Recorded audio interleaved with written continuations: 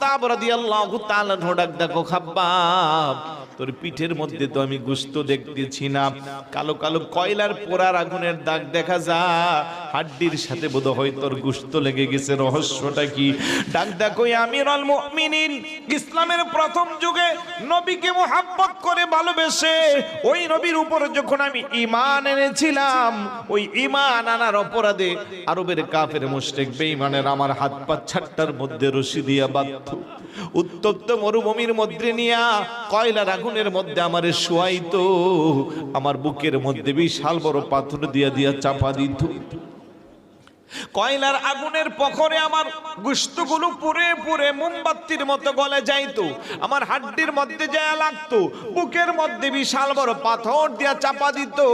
হাত পা রশি দিয়া বাঁধা, আমি লড়াচড়া করতে পারি না। আর ডাকদা বলতো, রে খাব্বাব এখনো সময় আছে, তাড়াতাড়ি করে কালমা থেকে দূরে সরে যা, নবীর মোহাব্বত থেকে দূরে সরে যা।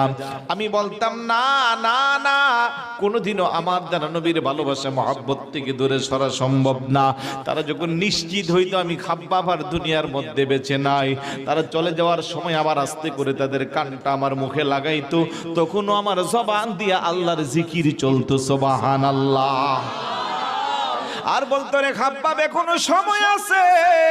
তাড়াতাড়ি নবীর মোহাব্বত থেকে দূরে সরে যা, আল্লাহর জিকির থেকে অন্তর থেকে দূরে সরে যা। আমি তাদের জবাবে বলতাম, একবার না, দুইবার না, তিনবার না, শতবার না, হাজার বার যদি তোরা আমার আগুনে জ্বালাস আর পুরাস, যতক্ষণ আমার এই দেহে প্রাণ থাকবে আমি আমার নবীর মোহাব্বত ছাড়ব না।